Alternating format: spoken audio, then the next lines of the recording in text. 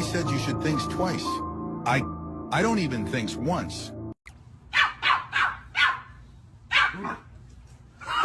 Oh my God!